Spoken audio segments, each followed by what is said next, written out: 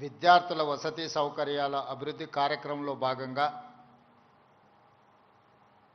Vice chancellor Kumar గారు,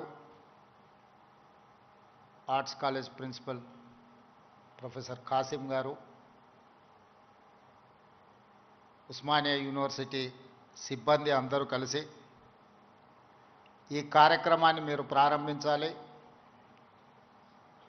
ఉస్మానియా యూనివర్సిటీకి మీరు పర్యటించాలని వారు ఆహ్వానించడం జరిగింది. ఈ అభివృద్ధి కార్యక్రమంలో భాగంగా నాతో పాటు మిత్రులు, సహచర మంత్రివర్గ సభ్యులు అడ్లూరి లక్ష్మణ్ గారు, ప్రొఫెసర్ కుమార్ గారు,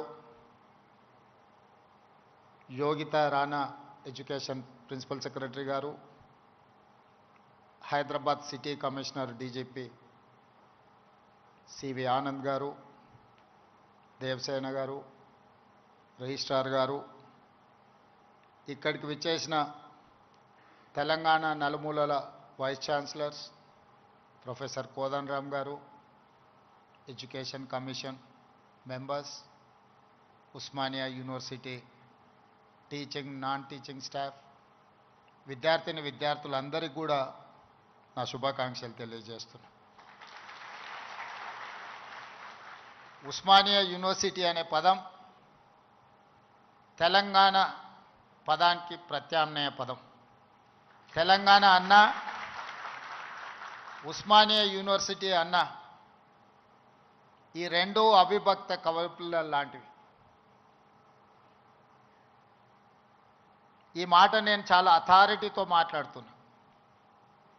1917లో ప్రారంభించబడ్డ ఉస్మానియా యూనివర్సిటీ, ఏ నిజాం సర్కార్ ఈ ఉస్మానియా యూనివర్సిటీని ప్రారంభించిండో 1935 వచ్చే సమయానికి నిజాం నవాబును పొగుడుతూ పాడడం కాదు, ఉస్మానియా యూనివర్సిటీ గడ్డ మీద నుంచి దేశ స్వతంత్రం కోసం పాడుతున్న వందే మాతరాన్ని పాడి వినిపించిన పివి నరసింహారావు గారి ఈ గడ్డ మీద నుంచే, ఈ ఉస్మానియా యూనివర్సిటీ నుంచే ధిక్కార స్వరాన్ని వినిపించిండు. 1938 సాయుధ రైతాంగ పోరాటానికి తండాలలో, గూడాలలో, మారుమూల పల్లెల్లో ఉన్న ఎర్రజెండా మోసినోళ్ళు ఎందరో మంది ఆనాడు ఉద్యమ బాట పట్టినప్పుడు ఉస్మానియా యూనివర్సిటీ అండ మీద, ఈ గడ్డ మీద చర్చ జరిగింది. ఆ అంశమే కాదు, ఈ ఉస్మానియా యూనివర్సిటీకి ఒక గొప్ప చరిత్ర ఉన్నది. జాతీయ స్థాయిలో హోంమంత్రిగా పనిచేసిన శివరాజ్ పాటిల్ నుంచి మొదలు పెడితే దేశ రాజకీయాలనే శాసించి ప్రపంచ దేశాలతో పోటీ పడగలిగిన ఆర్థిక బలోపేతమైన దేశంగా తీర్చిదిద్దిన పివి నరసింహారావు గారు ఈ ఉస్మానియా యూనివర్సిటీ విద్యార్థిని. వీరే కాదు, తొలి తెలంగాణ ఉద్యమానికి నాయకత్వం వహించిన ఆనాటి డాక్టర్ చెన్నారెడ్డి గారు, మల్లికార్జున్ గౌడ్ గారు, మదన్ మోహన్ లాంటి వాళ్ళు ఈ ఉస్మానియా యూనివర్సిటీని విద్యార్థులే అని ఈరోజు మనం గుర్తు చేసుకోవాలి. వారే కాదు, ఉస్మానియా యూనివర్సిటీ విద్యార్థి రాజకీయాలలో రాణించి ఉత్తమ పార్లమెంటేరియన్గా ఈ దేశానికి, దక్షిణ భారతదేశంలో మొట్టమొదటి ఉత్తమ పార్లమెంటేరియన్గా రాణించిన జైపాల్ రెడ్డి గారు ఈ ఉస్మానియా యూనివర్సిటీ బిడ్డని. వారి తర్వాతి తరంలో ఒక జార్జి రెడ్డి, ఒక గద్దరన్నను అందించిన గడ్డ ఈ ఉస్మానియా యూనివర్సిటీ. ఆ తర్వాత చాలామంది ఈరోజు ఇక్కడ ఉన్న తెలంగాణ ఉద్యమంలో క్రియాశీలక భాగస్వామ్యం తీసుకున్న ఎంతోమంది విద్యార్థుల నుంచి ప్రొఫెసర్లుగా నుంచి తెలంగాణ సాధనలో తమ వంతు కర్తవ్యాన్ని నెరవేర్చిన వాళ్ళు ఈ గడ్డ మీద నుంచి ఇక్కడ చదువుకున్న వాళ్ళే, ఇక్కడ సమస్యల మీద చర్చించిన వాళ్ళే. తెలంగాణ సమాజానికి సమస్య వచ్చినా, తెలంగాణ సమాజానికి సంక్షోభం వచ్చినా, తెలంగాణ నలుమూలలో ఏ సమస్య వచ్చినా మొట్టమొదట చర్చ జరిగేది, మొట్టమొదట ఉద్యమానికి పునాది పడేది ఈ ఉస్మానియా యూనివర్సిటీ నుంచే కేవలం ఉస్మానియా యూనివర్సిటీ చదువుకోవడానికి ప్రభుత్వ ఉద్యోగాన్ని సాధించడానికి కాదు, ఈ తెలంగాణ సమాజమైన 4 కోట్ల ప్రజలకు ఏ సమస్య వచ్చినా ఆ సమస్య మాదిగా భావించి చదువుతో పాటు పోరాటాన్ని నేర్పిన ఉస్మానియా యూనివర్సిటీ ఈనాడు తెలంగాణ రాష్ట్ర సాధనలో రాజకీయ పార్టీలు రాజకీయ నేతలు వైఫల్యం చెంది ఇక మా వల్ల కాదు అని కాడి కింద పడేసినప్పుడు ఉస్మానియా యూనివర్సిటీ విద్యార్థులు ఉద్యమ బాట పట్టిన తర్వాతనే ఈ తెలంగాణ రాష్ట్ర సాధన కళ సాకారమైంది. ఇక్కడున్న ప్రొఫెసర్ కోదండరామ్ గారు ఆనాడు పొలిటికల్ జేఏసీకి నాయకత్వం వహించి తెలంగాణ రాష్ట్ర కళను ఈరోజు మనం నిజం చేసుకున్నాం. ఆనాడు చాలామంది చాలా రకాలుగా ప్రయత్నాలు చేశారు. ప్రతి ప్రయత్నంలో ఒక రాజకీయ ప్రయోజనంతో కూడుకున్న నిగూఢమైన ఒక ప్రణాళిక ఆలోచన ఉండడం వల్ల ఆ రాజకీయ నాయకుల యొక్క రాజకీయ ప్రయోజనం కోసం ప్రయత్నం చేస్తున్నప్పుడు వాళ్ళని సంపూర్ణంగా సమాజం విశ్వసించలేదు. అందుకే తెలంగాణ రాష్ట్ర సాధన వాదాయ పడుతున్న సందర్భంలో ఉస్మానియా యూనివర్సిటీ విద్యార్థులు మలిదశ తెలంగాణ ఉద్యమంలో శ్రీకాంతాచారి అమరుడై మన అందరికీ ఒక హితబోధ, ఒక జ్ఞానోదయం కలిగించి శ్రీకాంతాచారు అమరుడు అవ్వడం వల్ల శ్రీకాంతాచారి కుటుంబానికి ఎలాంటి ప్రయోజనం లేదు. శ్రీకాంతాచారి బతికుంటే గొప్పోడు అయి ఉండేవాడు, వాళ్ళ తల్లిదండ్రులకు ఎంతో కొంత సహాయం అందించి ఉండేవాడు. కానీ పాలకుల యొక్క ఆలోచనను, రాజకీయ పార్టీల యొక్క విధానాన్ని ప్రజల మధ్యన నిరసన తెలపడానికి తన ఆత్మ బలిదానం ఒక ఉత్ప్రేరకంగా పనిచేస్తుంది అని చెప్పి శ్రీకాంతాచారి మలి తెలంగాణ ఉద్యమంలో మొట్టమొదటి అమరుడై ఈ ఉస్మానియా యూనివర్సిటీ నుంచే తెలంగాణ ఉద్యమానికి పునాదులు పడ్డాయి. ఓ యాదయ్య ఉస్మానియా యూనివర్సిటీ గేటు దగ్గర నిటారుగా నిలబడి పెట్రోల్ పోసుకొని తగలబెట్టుకొని అగ్గిపుల్ల గీరితే కాల్తేనే అమ్మా అనే మనము యాదయ్య జై తెలంగాణ అని చెప్పి తెలంగాణ రాష్ట్ర సాధనలో సమిదై ఈరోజు ఈ ఉస్మానియా యూనివర్సిటీలో ఒక ఈశాన్ రెడ్డి, ఒక వేణుగోపాల్ రెడ్డి ఈ ఉస్మానియా యూనివర్సిటీ నుంచే తెలంగాణ రాష్ట్ర సాధనలో సమిధలైన ఈరోజు చరిత్రలో మనం వాళ్ళని స్మరించుకోవాల్సిన అవసరం ఉన్నది. ఈ ఉస్మానియా యూనివర్సిటీ ఈ దేశానికి డాక్టర్లను, లాయర్లను, ఇంజనీర్లనే కాదు ఐఏఎస్లను, ఐపీఎస్లను అందించిన చరిత్ర ఈ ఉస్మానియా యూనివర్సిటీకి ఉంది. ఈ వేదిక మీద ఉన్న సిబి ఆనంద్ గారు 8991 ఈ ఉస్మానియా యూనివర్సిటీ విద్యార్థి 22 సంవత్సరాల వయసులోనే మొట్టమొదటి ప్రయత్నంలోనే ఐపీఎస్ సాధించిన యంగెస్ట్ ఐపీఎస్ ఆఫీసర్గా ఈరోజు డీజీపీ క్యాడర్లో హైదరాబాద్ కమిషనర్గా ఇక్కడి విద్యార్థి ఈ వేదిక మీద ఉన్నాడు అని అంటే ఈ ఉస్మానియా యూనివర్సిటీ ఎంత బలమైన పునాదులు వేసిందో తెలంగాణ నిర్మాణంలో ఈరోజు మనం గుర్తు చేసుకోవాలి. అందుకే మిత్రులారా, తెలంగాణలో ఏ సమస్య వచ్చినా, తెలంగాణ ప్రజలకు ఏ అవసరం వచ్చినా అండగా నిలబడే ఈ ఉస్మానియా యూనివర్సిటీ కళావిహీనమైపోయి వైస్ ఛాన్సలర్ల నియామకం జరగక, ప్రొఫెసర్లు రిటైర్ అయిపోతే ప్రమోషన్లు ఇవ్వక, అసోసియేట్ అసిస్టెంట్ ప్రొఫెసర్లను కాదు లెక్చరర్లను, నాన్ టీచింగ్ స్టాఫ్ను కూడా నియామకాలు చేయక కొద్ది కొద్దిగా క్యాన్సర్ లాగా ఈ ఉస్మానియా యూనివర్సిటీని నిర్వీర్యం చేసి తెలంగాణ సమాజానికి చైతన్యాన్ని అందించే ఈ ఉస్మానియా యూనివర్సిటీని కాల గర్భంలో కలిపేయాలని కుట్ర జరుగుతున్న సందర్భంలో ఖచ్చితంగా ఈ ఉస్మానియా యూనివర్సిటీ పూర్వ వైభవాన్ని మళ్ళీ ప్రారంభించాలి అనే ఒక గొప్ప ఆలోచనతోని నేను ముఖ్యమంత్రి అయిన మరుక్షణం ఉస్మానియా కాకతీయ యూనివర్సిటీలతో పాటు అంబేద్కర్ ఓపెన్ యూనివర్సిటీ నుంచి మొదలు పెడితే యూనివర్సిటీలను అన్నిటిని కూడా చదువుకే కాదు సామాజిక చైతన్యానికి వేదికలు కావాలి. ఈ యూనివర్సిటీల వైస్ ఛాన్సలర్కి ఒక సామాజిక స్పృహతో పాటు సామాజిక చైతన్యం ఉన్న వాళ్ళని నియమించాలి అని చెప్పి సామాజిక న్యాయాన్ని చేయడమే కాదు, చెప్పడమే కాదు, చేసి చూపించినాం. 108 సంవత్సరాల ఉస్మానియా యూనివర్సిటీ చరిత్రలో ఈ గడ్డ మీద ఒక్క దళితుడు కూడా వీసీ కాలేదు, వైస్ ఛాన్సలర్ కాలేకపోయింది. వాళ్ళ కుమార్ని, ఒక దళిత బిడ్డని ఈరోజు మనం ఉస్మానియా యూనివర్సిటీ వైస్ ఛాన్సలర్గా చేసినాం. దళితుడని చెయ్యలే. ఆయనలో ఉన్న నైపుణ్యాన్ని, చదువును గుర్తించి చదువుకున్నవాడు ఈ సమాజానికి ప్రయోజకుడవుతాడని చెప్పి ఈరోజు ఒక కుమారును వీసీగా నియమించడం జరిగింది. ప్రొఫెసర్ చక్రపాణి గారిని ఇవాళ వైస్ ఛాన్సలర్గా నియమించడమంటే తెలంగాణ ఉద్యమంలో పాల్గొనడమే కాదు, తెలంగాణ సమాజానికి ఏమి కావాలనో ఆలోచించగలిగిన శక్తి ఉంది కాబట్టే ఈరోజు వారిని కూడా మనం వైస్ ఛాన్సలర్గా నియమించుకున్నాం. ప్రొఫెసర్ పురుషోత్తంని విద్యా కమిషన్లో ఈరోజు నియమించడము అని అంటే వారు చదువుకున్నారు కాబట్టి. ఇలా విద్యా కమిషన్ను మొట్టమొదటిసారి తెలంగాణ రాష్ట్రంలో ఏర్పాటు చేసుకుంటే అక్నూర్ మురళి ఐఏఎస్ ఆఫీసర్ని దానికి నియమించడమంటే, ఒక చారగొండ వెంకటేష్ని ఈ యూనివర్సిటీ విద్యార్థిని అందులో సభ్యుడిగా వేసినామంటే ఈరోజు వాళ్ళు చదువుకున్నారు, చైతన్యం ఉన్నది కాబట్టే ఈ సమాజానికి ప్రయోజనం చేకూరాలి అని ఈరోజు బాలలక్ష్మికి కూడా అవకాశం ఇచ్చినామంటే ఈ ఉస్మానియా యూనివర్సిటీ విద్యార్థిని. ఈరోజు దయాకర్ ఇక్కడ ఎమ్మెల్సీ కూర్చున్నాడంటే ఇక్కడ చదువుకొని ఇక్కడి నుంచి రాణించిన విద్యార్థులు వీళ్ళందరూ. ఈ ఉస్మానియా యూనివర్సిటీ 4వ తరగతో 3వ తరగతో లేకపోతే 2వ తరగతో లేకపోతే గ్రూప్ 1 ఆఫీసర్లను ఉత్పత్తి చేయడానికి కాదు, ఈ తెలంగాణ సమాజాన్ని పునర్నిర్మించడానికి అవసరమైన మేధా సంపత్తిని ఈ ఉస్మానియా యూనివర్సిటీ నుంచి మేము ఆశిస్తున్నాం.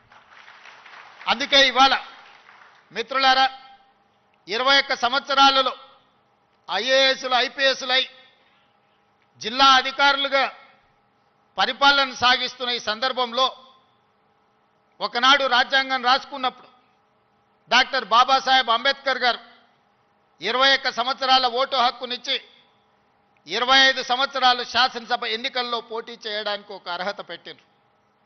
ఈరోజు మీ అందరి సమక్షంలో ఈ ఉస్మానియా యూనివర్సిటీ నుంచి ఒక కార్యాచరణగా, ఒక ఉద్యమంగా ఆలోచన చేయండి.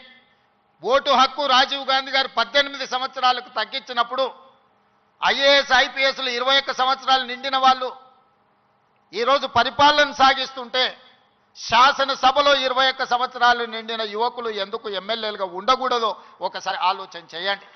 యువ నాయకత్వం ఈ దేశానికి అవసరం ఉన్నది. ఇవాళ ఈ దేశంలో ముఖ్యంగా తెలంగాణ రాష్ట్రంలో 18 సంవత్సరాలు పైబడి 35 సంవత్సరాల లోపల ఉన్న జనాభా 65%. ఇదే దేశం యొక్క సంపద. ఈ యువ సంపద, ఈ యువ మేధస్సు ప్రపంచ దేశాలకు ఎగుమతి అయి ఇవాళ అమెరికా, సింగపూర్లను అత్యంత ధనిక దేశంగా రాణించడానికి మన వాళ్ళ శ్రమ ఉన్నది, మన వాళ్ళ చెమట ఉన్నది. మరి ఇతర దేశాలకే తమ మేధా సంపత్తిని కరిగించి సంపద గల దేశంగా మారుస్తుంటే మన రాష్ట్రాన్ని సంపద గల రాష్ట్రంగా మనం ఎందుకు మార్చుకోకూడదు? మన యువకులు ఎందుకు మన అభివృద్ధిలో భాగస్వాములు కాకూడదు? ఒకసారి ఆలోచన చేయండి. ఈరోజు ఈ ఉస్మానియా యూనివర్సిటీ చదువులకే కాదు, పరిశోధనలకు కూడా వేదిక కావాలి. ఈ ఉస్మానియా యూనివర్సిటీ సమస్యల్ని చర్చించడానికే కాదు, సైద్ధాంతిక పరమైన ఆలోచనలు, భిన్న అభిప్రాయాలకు కూడా చర్చకు వేదిక కావాలి. సామాజిక సమస్యల్ని పరిష్కరించుకోవడానికి కూడా ఇక్కడ చర్చలు జరగాలి. సిద్ధాంతపరమైన చర్చలు జరగాలి, సాంకేతికపరమైన చర్చలు జరగాలి. వీటి ద్వారా సమాజానికి మేలు వనగూరాలి. ఈరోజు మనకు నచ్చని సిద్ధాంతం ఉంటే చర్చించడానికి మనం సిద్ధంగా లేము. అసహనం పెరిగిపోయింది. నచ్చని సిద్ధాంతం ఉంటే చర్చించడం ద్వారా, ఆ సిద్ధాంతంలో ఉన్న లోపాన్ని లేవనెత్తి చూపించడం ద్వారా వాళ్ళను ఒప్పించి చర్చల ద్వారా ఓడించి రాణించాలి. కానీ వాళ్ళని అణిచివేసో లేకపోతే వాళ్ళ మీద మన అధికారాన్ని, ఆధిపత్యాన్ని ప్రదర్శించడం ద్వారా ఎక్కువ కాలం ఇది సాగదు. అందుకే ఈరోజు తెలంగాణ రాష్ట్రంలో 2వ ముఖ్యమంత్రిగా నేను బాధ్యత చేపట్టిన తర్వాత పొట్టి శ్రీరాములు యూనివర్సిటీగా ఉన్న తెలుగు యూనివర్సిటీకి ఆనాడు పాత్రికేయ సంపాదకుడుగా, మేధావిగా, నిజాం రజాకర్ల నుంచి విముక్తి కలిగించిన పోరాటంలో పాల్గొన్న సురవరం ప్రతాప్ రెడ్డి గారి పేరును తెలుగు యూనివర్సిటీకి మనం పేరు పెట్టుకోవడం జరిగింది. మన స్ఫూర్తి ప్రదాతలు వాళ్ళు.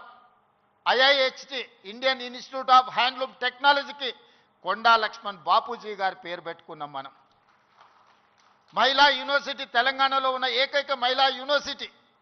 ఆ మహిళా యూనివర్సిటీకి ఆనాడు ఘడీలకు, దొరలకు, జమీందారులకు వ్యతిరేకంగా, రజాకర్లకు వ్యతిరేకంగా నిటారుగా నిలబడి కొట్లాడిన చాకలి ఐలమ్మ పేరు వీరనారి చాకలి ఐలమ్మ యూనివర్సిటీగా ఈరోజు కోటి ఉమెన్స్ కాలేజీని ఒక యూనివర్సిటీగా తీర్చిదిద్ది పోరాటానికి స్ఫూర్తినిచ్చిన వీరనారి చాకలి ఐలమ్మ పేరు ఈరోజు మనం పెట్టుకోవడం జరిగింది. ఇవన్నీ ఎందుకు? ఇవన్నీ మనకి స్ఫూర్తిని నింపడానికి, మనలో పోరాట పటిమను పెంచడానికి.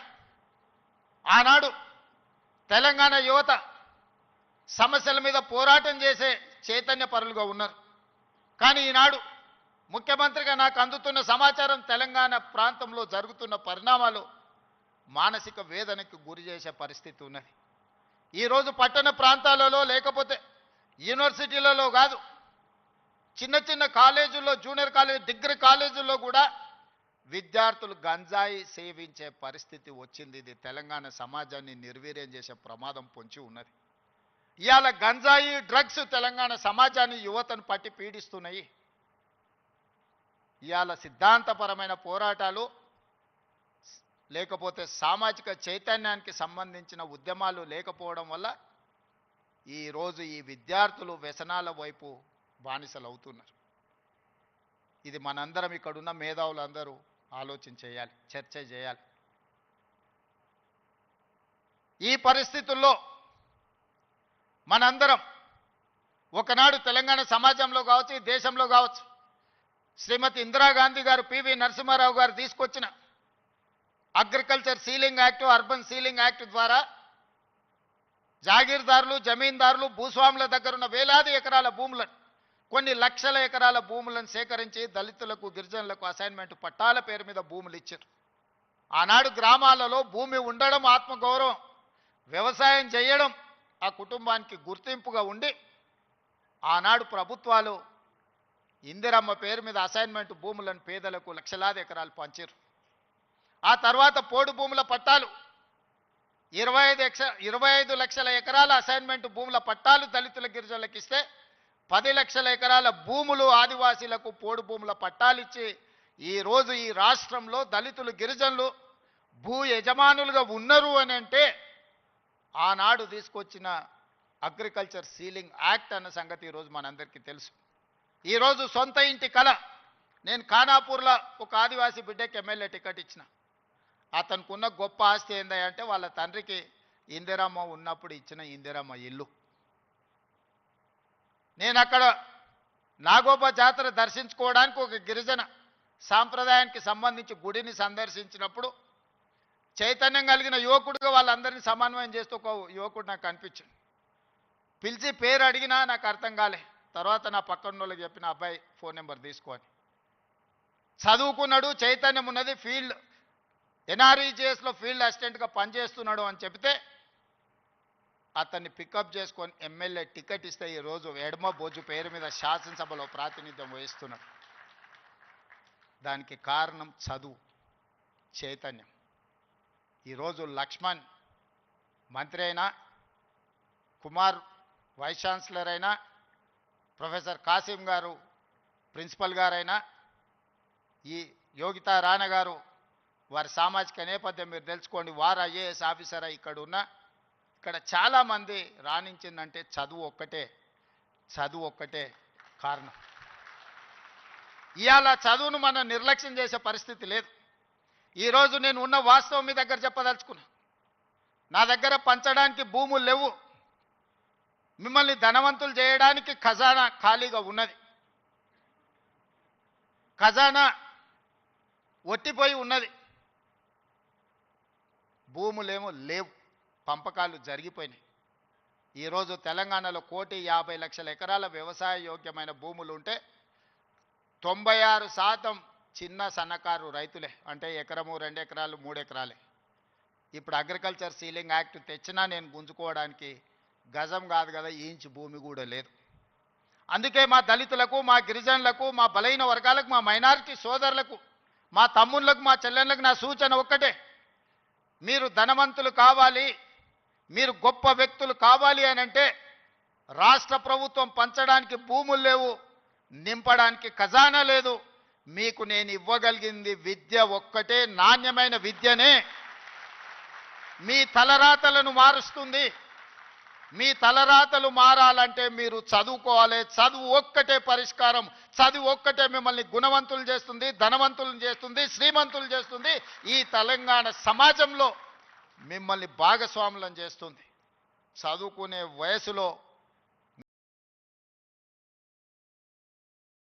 వయసులో మీరు ఇతర వ్యాపకాలకు లోనైతే జీవితాంతం బాధతోని కుళ్ళి కృషించి చావాల్సిన పరిస్థితి వస్తుంది.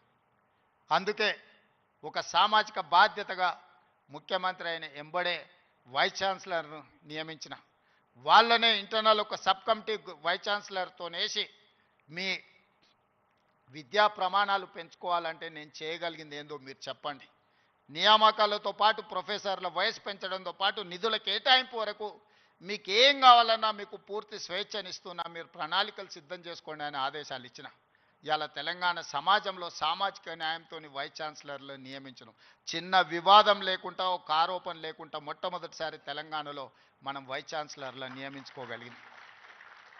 ఇవాళ పబ్లిక్ సర్వీస్ కమిషన్కి ఒక బలహీన వర్గాలకు సంబంధించిన బుర్రా వెంకటేశంని ఒక రెసిడెన్షియల్ స్కూల్లో గవర్నమెంట్ హాస్టల్లో చదువుకున్న విద్యార్థి ఈరోజు పబ్లిక్ సర్వీస్ కమిషన్ చైర్మన్గా పనిచేస్తున్నాడు. వీళ్ళందరికీ ఒక చైతన్యం ఉంది, సామాజిక బాధ్యత ఉంది. కష్టాలు చూసి వచ్చారు. పేదరికం వాళ్ళ జీవితంలో ఒక భాగం. కొంతమందికి పేదరికం ఎక్స్కర్షన్. పేదరికం ఎట్లుంటుందో అంటే పట్టణం నుంచి పెద్ద బెంచ్ కార్ వేసుకొని పోయి చూసి పేదరికం ఓహో ఇట్లుంటుందా అని చూసి వచ్చే ఎక్స్కర్షన్ కొంతమంది పెద్దోళ్ళకు. కానీ ఆ పేదరికంలోనే పుట్టి ఆ పేదరికాన్ని అనుభవించి ఆ పేదరికంలో నుంచే అభివృద్ధి పదం వైపు నడిచిన వాళ్ళు ఈరోజు తెలంగాణ రాష్ట్రాన్ని నడుపుతున్నారు. పేదరికం అంటే మాకు కొత్త కాదు, పేదరికం మాకు చుట్టం కాదు, పేదరికం మా జీవన విధానంలో ఒక భాగం. మేము ఆ పేదరికాన్ని చూసి వచ్చినాం. ఆ పేదరికాన్ని పారద్రోలడం మాకంటే ఎక్కువ ఎవరికి తెలియదు. ఎవరి మీద మనం ఆధారపడాల్సిన పని లేదు. అన్ని శక్తియుక్తులు, తెలివితేటలు, అధికారం నిర్ణయించే శక్తి మన దగ్గర ఉంది. మరి మీరు ఎందుకు దీన్ని ఉపయోగించుకోరని నేను అడుగుతున్నా.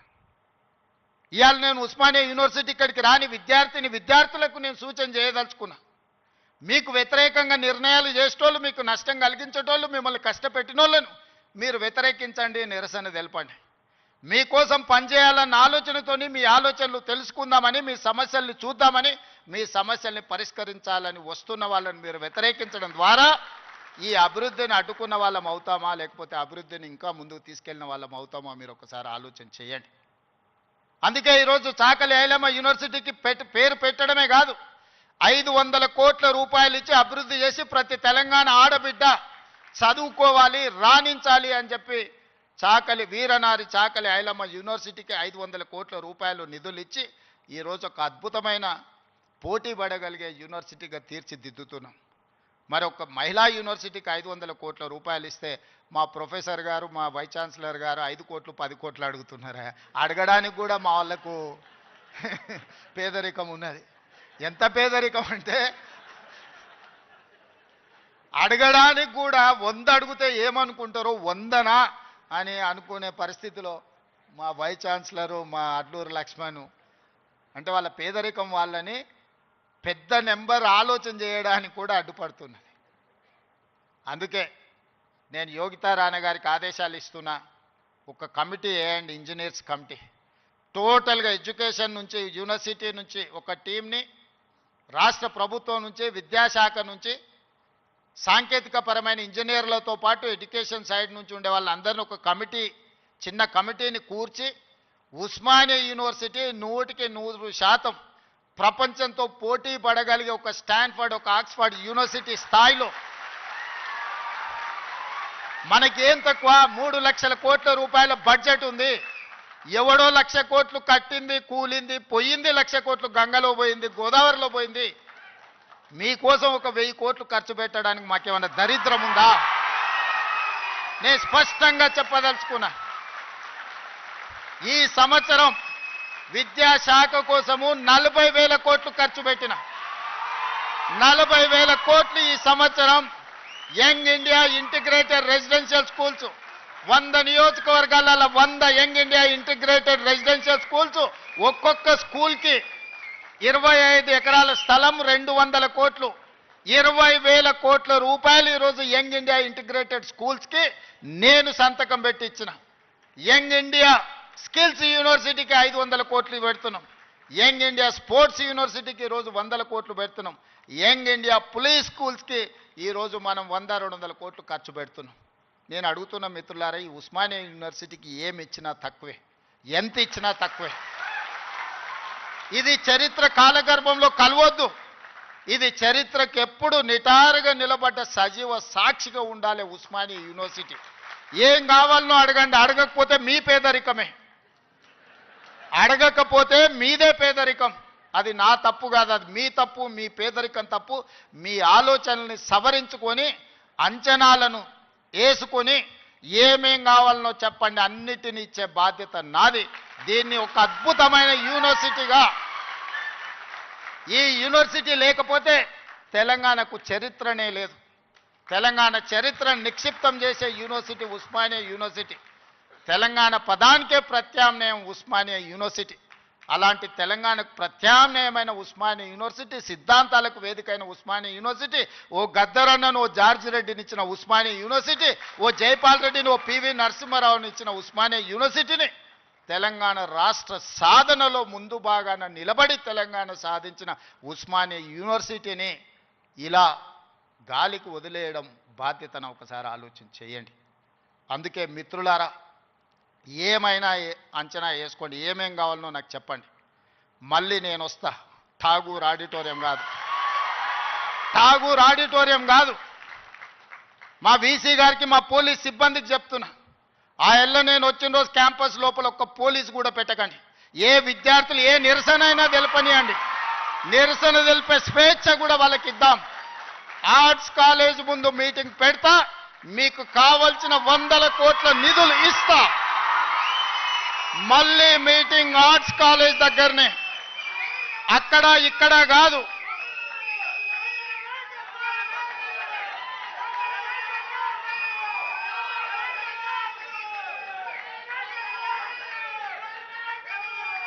ఆర్ట్స్ కాలేజ్కి వచ్చిన రోజు డీజీపీ గారికి, సిటీ కమిషనర్ గారికి నేను ఆదేశాలు ఇస్తున్నా, ఒక్క పోలీస్ కూడా క్యాంపస్ లోపల ఉండొద్దు, నేను వస్తా.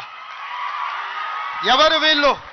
మా తమ్ముళ్ళు, మా చెల్లెళ్ళు తండాలలో, గూడాలలో, మారుమూల పల్లెల్లో పేదరికం రుచి చూసి అభివృద్ధి జరగాలి, డాక్టర్లు, లాయర్లు, ఇంజనీర్లు కావాలి, ఐఏఎస్లు, ఐపీఎస్లు, ఐఎఫ్ఎస్లు అయి ఈ దేశ నిర్మాణంలో భాగస్వాములు కావాలని ఇక్కడికి వచ్చిన వాళ్ళను ఆనాడు ఉన్నాయన గొర్రెలు, బర్రెలు, చేపలు పెంచుకోండి అంటే ఈరోజు డాక్టర్లు, లాయర్లు, ఇంజనీర్లు కాండి, ఐఏఎస్లు, ఐపీఎస్లు కాండి అని నేనంటున్నా. నేను రావద్దా? ఎందుకు రావద్దు? గొర్రెలు, బర్రెలు, చేపలు పెంచుకునేటోనికి నేను రావద్దని కోరిక ఉండొచ్చు, కానీ డాక్టర్లు, లాయర్లు, ఇంజనీర్లు, ఐఏఎస్లు, ఐపీఎస్లు అయ్యే విద్యార్థులకు నేను రావద్దని నన్ను అడ్డుకోవాలన్న ఆలోచన ఎందుకు ఉంటుంది? ఒకవేళ అడ్డుకుంటే వాళ్ళు వేసే యక్ష ప్రశ్నలకు సమాధానం చెప్పే చిత్తశుద్ధి నాకుంది. తెలివి ఉందా లేదా పక్కన పెడితే నాకు చిత్తశుద్ధి ఉంది. నా చిత్తశుద్ధిని ఎవరు ప్రశ్నించలేరు, ఎవరు శంకించలేరు. అందుకే మీరు అంచనాలు పెంచండి, అంచనాలు వేయండి, అన్ని వివరాలు సేకరించండి. డిసెంబర్ మాసం మనకు అత్యంత కీలకమైన మాసం. Miracle month is December. క్రిస్మస్ని మిరకల్ మంత్ అంటారు, అద్భుతాలు జరిగే నెల అంటారు. డిసెంబర్ 9, 2009కి చరిత్ర పుటలలో ఒక గొప్ప పేజీ ఉన్నది. మొట్టమొదటి తెలంగాణ రాష్ట్ర ప్రకటన డిసెంబర్ 9, 2009 నాడు జరిగింది. అందుకే డిసెంబర్ నెల అంటే నాకు అత్యంత ఇష్టం. మళ్ళీ డిసెంబర్లో ఆర్ట్స్ కాలేజ్ దగ్గర మీటింగ్ పెట్టండి, నేను వస్తా. మీకేం కావాలనో అక్కడికక్కడ అన్ని మంజూరు చేసి జీవో ఇచ్చిపోతా. మొత్తం లెక్క పెట్టండి, ఏం పనులు కావాలో నాకు చెప్పండి. అన్ని రిక్రూట్మెంట్స్తో సహా మీరు ప్రణాళికలు చేసుకోవాల్సింది. నేను మంజూరు చేసేదే నా బాధ్యత. పబ్లిక్ సర్వీస్ కమిషను ఆనాడు గ్రూప్ 1 పరీక్షా పత్రాలు జిరాక్స్ సెంటర్లలో పల్లి బఠానీల కింద అమ్ముకుంటే పబ్లిక్ సర్వీస్ కమిషన్ని ప్రక్షాళన చేసి కొత్తగా నియమించి పరీక్షలు నిర్వహించి దాదాపుగా 85% ఎస్సీ, ఎస్టీ, బీసీ మైనారిటీలు ఈరోజు సెలెక్ట్ అయ్యే పరిస్థితి ఉంటే కొంతమంది అడ్డుకోవాలని కోర్టుకెళ్ళి స్టే తీసుకొచ్చి సంవత్సరాల కొద్దీ 2011లో పబ్లిక్ సర్వీస్ కమిషన్ గ్రూప్ 1 పరీక్షలు జరిగితే 2025 వరకు మళ్ళీ పరీక్షలు జరగలేదు. 14-15 ఏళ్ల తర్వాత నేను పరీక్షలు నిర్వహిస్తే ఫలితాలను ప్రకటించకుండా అడ్డుకుంటున్నారు. విద్యార్థులారా మీరు ఆలోచన చేయండి. 60,000 ప్రభుత్వ ఉద్యోగాలు ఒక్కొక్కరి తలలు లెక్కబెట్టి ఎల్బీ స్టేడియంలోనే వాళ్ళ కుటుంబాలు వాళ్ళ తల్లిదండ్రులను పిలిచి నియామక పత్రాలు అందించి 60,000 ప్రభుత్వ ఉద్యోగ ఖాళీలను మొదటి సంవత్సరంలోనే భర్తీ చేసిన. విద్యను పెంచాలి, విద్యను పంచాలి అని 11,000 మంది టీచర్లను 55 రోజుల్లో నోటిఫికేషన్ ఇవ్వడమే కాదు, రిక్రూట్ చేసి నియామక పత్రాలు అందించిన తెలంగాణ రాష్ట్రంలో కొన్ని కారణాల వల్ల ఎస్సీ కేటగరైజేషన్ ఇతర అంశాల వల్ల రిక్రూట్మెంట్ను వాయిదా పెట్టినా ఈరోజు ఆ సమస్యను పరిష్కరించుకొని దాదాపుగా ఇంకో 40,000 ఉద్యోగాలను రాబోయే 6 నెలల నియామకాలు చేపట్టి 2.5 సంవత్సరాలు పూర్తి చేసుకునే లోపల 1,00,000 ఉద్యోగాలు భర్తీ చేయాలి ప్రభుత్వంలో అని ప్రయత్నం చేస్తున్నా. ఇతర దేశాలు ఇతర రాష్ట్రాలు పర్యటించి పెట్టుబడులు తెచ్చి ప్రైవేట్లో దాదాపుగా 20 నెలల 1,50,000 ఉద్యోగాలు ఈరోజు ప్రైవేటు రంగంలో మనం కల్పించినాం. ఈరోజు తెలంగాణ రాష్ట్రము అభివృద్ధి చెందిన రాష్ట్రంగా ఈరోజు వేగంగా ప్రయాణం చేస్తుంది. Self collection of revenue, law and order, policing ప్రతిదీ దేశంలోనే నెంబర్ 1 రాష్ట్రంగా ఈరోజు కేంద్ర ప్రభుత్వం గుర్తించింది. నేను చెప్పట్లేదు, కేంద్ర ప్రభుత్వం నివేదికలు చెప్తున్నాయి. శాంతి భద్రతలను కాపాడడం నుంచి మొదలు పెడితే ఈరోజు నిత్యావసర వస్తువుల ధరలను నియంత్రించడంలో ఇన్ఫ్లేషన్లో కూడా Telangana is lowest inflation state in the country. 1.5. బయట రాష్ట్రాలకి జాతీయ స్థాయిలో 8% ఇన్ఫ్లేషన్ ఉంటే ఇతర రాష్ట్రాల 6-7% ఉంటే నిత్యావసర వస్తువులను నియంత్రించి 1.5% ఇన్ఫ్లేషన్ ఉన్న రాష్ట్రంగా తెలంగాణ మొట్టమొదటి స్థానాన్ని ఆక్రమించింది. ఎన్నడైనా ఆలోచన చేసిండ్రా? సన్న బియ్యం ప్రతి పేదవాడికి 3,10,00,000 మందికి ఈరోజు సన్న బియ్యం తింటున్నారంటే 60 రూపాయల కేజీ ఉన్న సన్న బియ్యం ఇవాళ 45 రూపాయలకే మార్కెట్లో దొరుకుతున్నాయంటే 3,10,00,000 మందికి ఈరోజు రాష్ట్ర ప్రభుత్వం సన్న బియ్యం ఇవ్వడం. రేషన్ కార్డు అడగాలంటే అదో అమెరికా వీసా లాగా ఉండే ఒకనాడు. ఇవాళ ప్రతి పేదవాడికి రేషన్ కార్డు ఇచ్చి ఇంటింటికి వెళ్ళి నీకు రేషన్ కార్డు కావాలన్నా తీసుకో అని చెప్పి ఈరోజు ఇస్తున్న ప్రభుత్వం మనది కాదా? ఈ ప్రభుత్వం ఉన్నదే మీకోసం. వీటిని అమలు చెయ్యాలి అంటే నియమ నిబంధనల ప్రకారం మనం పనిచేయాలి. ఉద్యోగ నియామకాలు ఇవ్వాలి అంటే నేను నోటిఫికేషన్ ఇవ్వాలి. ప్రభుత్వ శాఖలలో ఖాళీలను తెచ్చుకోవాలి, రేషనలైజేషన్ చేయాలి, ఎక్కడెక్కడ ఖాళీలు ఉన్నాయో గుర్తించాలి. ఆ ఖాళీలను పబ్లిక్ సర్వీస్ కమిషన్కో, పోలీస్ కమిషన్కో, లేకపోతే మెడికల్ అండ్ హెల్త్ డిపార్ట్మెంట్ ద్వారానో ఈరోజు నియామకాలు చేపట్టడానికి ఒక ప్రాసెస్ ఉంది. ఆ ప్రాసెస్ ప్రకారం మనం ఈరోజు చేసుకుంటున్నాం. ఒకనాడు నోటిఫికేషన్ల కోసం మీరు ధర్నాలు నిరసనలు చేసేది. నేను మీద నోటిఫికేషన్లు ఇస్తే అశోక్ నగర్ చౌరస్తాలో, అమీర్పేట చౌరస్తాలో రోజు నిరసనలు. ఇన్ని నోటిఫికేషన్లు మాకు వద్దని మొట్టమొదటిసారి తెలంగాణ రాష్ట్రంలో నోటిఫికేషన్లు తగ్గించడం ఉద్యమం జరిగింది. అందుకే మిత్రులారా, మీకు అనుమానాలు ఉంటే నివృత్తి చేస్తా. కొన్ని రాజకీయ పార్టీలకు కొంతమందికి అధికారం పోయినా కడుపుమంట ఉంటుంది, బాధ ఉంటుంది, దుఃఖం ఉంటుంది, ఆవేదన ఉంటుంది. కొడుకులను ఏమేమో చేద్దాం అనుకుంటే ఎందుకు కాకుండా పోతురని తండ్రికి ఆవేదన ఉంటుంది. ఆవేదనతో ఆరోగ్యం కూడా దెబ్బతింటుంది. మీరు వాళ్ళ ఉచ్చులో పడితే ఎట్లా? నేనెవరినే? మీరందరు కలిసి చేస్తేనే ముఖ్యమంత్రి అయినా కదా. నేను ఆకాశం నుంచి ఊడిపడ్డానా? అమెరికా నుంచి వచ్చినా? ఏం నుంచి వచ్చినా?